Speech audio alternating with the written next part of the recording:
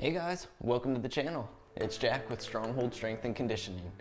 And today, we're going to show you guys how to fix those chronically tight hamstrings. But before we get into that, make sure you take a moment and hit that subscribe button so that you don't miss out on future content like this.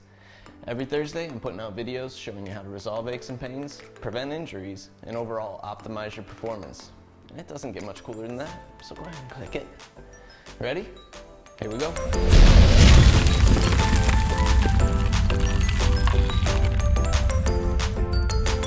Alright guys, the topic of the day, how to fix those chronically tight hamstrings. And if you're the type of person that can stretch and stretch and stretch and never see any type of change in the overall mobility that you have or flexibility that you have, then there's a reason for that.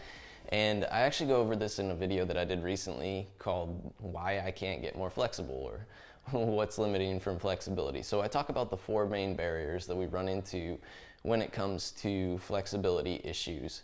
And you can watch that video, I'll put it right up here for you so that you can get a little more in depth on why you're not getting more flexible. Today we're going to address some of those issues with your hamstrings specifically, and this is a you're not alone in this, you know this is a very common one. One of the main reasons that we see chronically tight hamstrings usually comes down to anterior pelvic tilt. So the pelvis is actually rotated, tilted slightly anteriorly, which puts the hamstrings at full length. So our hamstrings run from the pelvis to the back of the knee, and we get those hamstrings in a full length position just because of a poor adaptation to our body. Now, one way we can really test this to begin with is doing a simple glute bridge and looking at, okay, am I loading the actual glutes? I mean, it is called the glute bridge in the end. Or am I feeling more of the quadriceps and am I feeling more of the hamstrings? Generally, if you're in an anterior pelvic tilt position, you're going to feel either the quadriceps or hamstrings more of the work and none of the glutes involving at all. So this is our test right here to begin with. We're going to start pulling the heels in tight to the butt as much as possible, rolling the shoulder blades down and back, and then engaging the abdomen as much as possible to get a nice flat back to the mat. I want to drive straight up with the hips, knees pulling wide at the same time. Now, like I said, here I should feel glute engagement. This is the true test. If I don't feel my glutes here, if I feel anything but my glutes, then there's a good chance that I have some form of anterior pelvic tilt that is causing me to rely on the other musculature that should be more secondary in that movement overall. And today we're going to show you guys how to actually address that anterior pelvic tilt.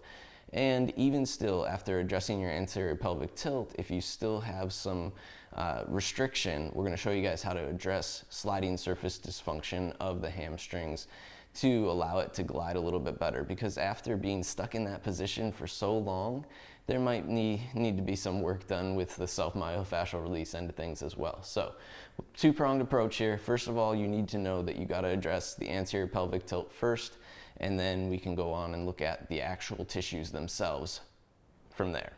Ready? Let's dive into it. Exercise number 1. The very first thing we're going to look at doing is restoring our hip extension, because that's a big part of what we lack here, is the ability to fully extend the hips, which means that I have to rely on, usually it's the hip flexors being a little bit more tightened in relation to the glutes, but also meaning that my hamstrings will be pulled into that tight position because of that relationship between glutes and hip flexors there. So we're going to use a band here. This one is about 100 pounds, but if you're starting out, I recommend anything from 75 pounds up to that 100-pound range. And what we're going to do is step one leg in the band and hook it on like a climbing harness. So it's going to be your world's biggest wedgie that you've ever gotten, and you got to get used to that, and that's okay. I want to straighten out both legs as much as possible here, relying on both feet equally. So I'm pushing between both feet to make a nice triangular base here. Now, if I have anterior pelvic tilt, I'm going to feel some pressure at the low back here most likely, or I'll feel kind of this arching effect here going on. I want to make sure that I take my glutes and I'm going to engage them. And that might make your knee bend a little bit there, and that's okay. Don't worry about that. Focus on the glutes here first. Once we have the glutes engaged, we're going to engage the abdomen and do our best to stack our shoulders right over the hips there. My quads are engaged on my front leg, and then from there I want to try and engage the quads on the back leg as well as much as possible, driving through the back leg, trying to straighten that knee back out again if we lost any straightness there in the first place. So here I should start to feel this big pull at the front of the hip there. Okay, those are my hip flexors talking to me, and that front of that hip capsule talking to me. Because I've lost a little bit of range at the hip capsule itself, it's going to take a little bit to restore the positioning of that hip capsule. Now this is where we want to start, just simply standing here, and we can do this 5-second flex of the glutes, 5 to 10 seconds on, and then release, 5 to 10 seconds on and release, and we just want to do that contract and release method there a few times. For about 2 minutes, we're going to stay in this position. If I'm feeling a little more advanced and I can go a little bit further, what I want to do is actually go into a lunge here. And I want to see if I can maintain that vertical knee positioning. So my hip stays over my knee, and then I want to return back to the top positioning without any shifting in that movement. My knee of my front leg stays in line with my middle to small toes, so I don't want it caving in toward the band at all. And I'm on the small toes of my back leg. So I actually have the hip slightly internally rotated while it's in extension there. And that is exercise 1. Like I said, it's focused on restoring hip extension because we're kind of stuck in hip flexion, which is what's causing that problem. Exercise number 2. The knee extension while the hip is in extension. So we're going to look at restoring the actual function of the knee, and we want to address basically both ends of where the hamstrings insert. So we have it up at the pelvis and hip there, and then we have it down at the knee range. So we want to make sure that both of those joints are functioning the way that they should and that they have the range of motion that they should. Here we're looking at the relationship of the quadriceps to the hamstrings and the ability of the quadriceps to flex while in extension here. We're also going to be looking at the relationship of the calf musculature here, because a lot of times our calf muscles, which run over the knee, the back of the knee as well, can fool us into thinking that it's our hamstrings that are limiting us.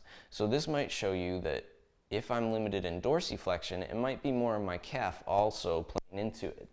What I want to do is take the band and step in one leg again, and I'm going to be placing that leg as the back leg up on the ball of the foot.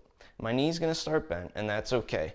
What I want is the glutes engaged, abs engaged, and shoulders stacked over the hips. From there, I'm going to be driving my heel to the floor, engaging the quadriceps as much as I can in this position.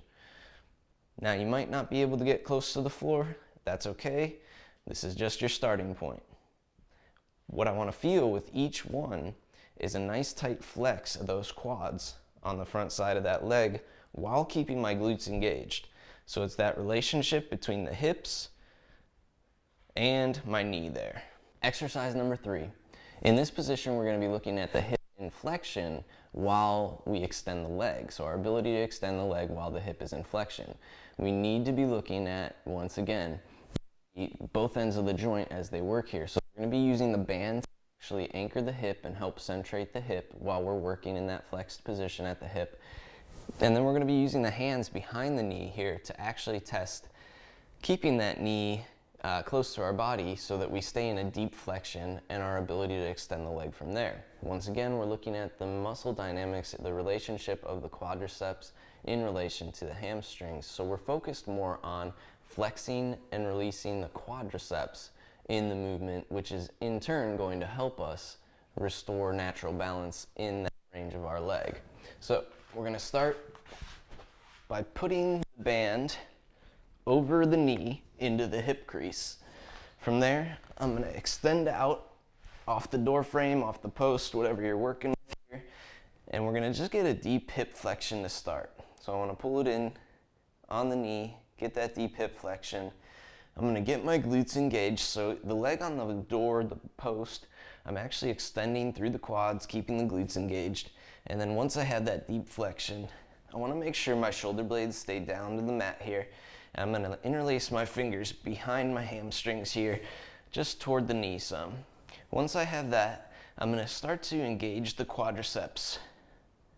And my goal is to keep the quadriceps engaged for about 5 seconds. And then release. What I'm trying to do is keep that thigh close to my rib cage, so I don't want to feel my arms release down toward the leg there. I want to keep the leg tight to the body and see how close to full extension I can get that knee with my focus being on those quadriceps engaging. And then we're going to take that into one more position of rotation here with the leg over. Now, if you have a strap, that works well. I'm going to use my box here. So I'm going to plant that foot on the box, and I'm going to do this same position while there's rotation involved. Engage the quads, push the back of the knee toward the post. 5 seconds on, little release, repeat, and then I'm out of it. So in each of these exercises, I want to be spending about 2 minutes as a minimum in each of those exercises as a whole. Exercise number 4, voodoo floss of the hamstrings. So this is a nice circumferential wrap that we're going to get, and if you've never heard of voodoo floss before, it's a nice self-myofascial release tool because we're compressing the tissues and we're able to move those tissues through the range of motion that we want to open up. So it's a very movement specific tool that we can, if I'm tight in a certain exercise, I can use it to help open up mobility in that exercise specifically.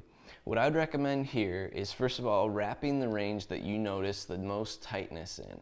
And for a lot of people, that might start actually at the back of the knee, and it might actually incorporate some of those calf tissues. So I'm going to show that wrap here to start. And what I would do is make sure that I'm wrapping right over the knee, going all the way, half the band covering itself, with about a 6 to 8 on the tension scale here. Now, of course, this could also be more mid-range hamstring, so I can move that wrap up here on the leg. I could even use it up high at the hip where the hamstrings insert. So it's all very, like I said, movement specific and tightness specific. So if I feel restriction more toward the middle of the leg, then that's where I'm going to be wrapping this band. But once I have that on, I'm going to do stuff like sit as tall as I can, so we're putting the pelvis in a good position, and I'm going to extend the leg. So once again, working on that relationship of the quadriceps, being able to flex and straighten the leg versus those hamstrings, that my pelvis is in a good position here, and flexing 5 seconds on, releasing, and going back into that a few times. We can also try in a more telling position here. With a door frame, you can put your leg through the door. With the post of the squat rack here, I'm going to place my heel up on the door, and I would be driving the back of the heel or the back of the knee, both of those actually, to the wall, to the door frame. Flex tight 5 seconds, release. Flex tight 5 seconds, and release. In this hip flex position, working on restoring once again that balance of those quadriceps to those hamstrings. And of course, move that band up at the different ranges and try it out at different ranges to help restore those tissues in that position. And last but not least, exercise number 5, a smash of the hamstrings. One of my favorite ways to do this and most effective ways is using this barbell. So if you have access to a barbell at the gym, or if you have a barbell at home, this is going to be one of the easiest ways to do it, or one of the most effective ways, I should say. If you don't, what you can do is a similar technique using a lacrosse ball on a chair or on a box, whatever you have that's a nice firm surface, and to do a similar movement here. But what we're going to do is place one leg up on that bar, and I'm actually going to start at the back of the knee.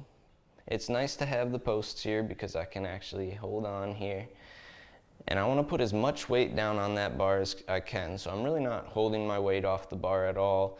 I want that leg that's back behind me to be out of the way, so I'm not relying on that leg too much other than to move myself forward and back here. And what I'm searching for are tender points along that roll. When I find them, I'm going to try and engage those quads again and pull those tissues through the pressure that I have on that point, using that flex of the quadriceps.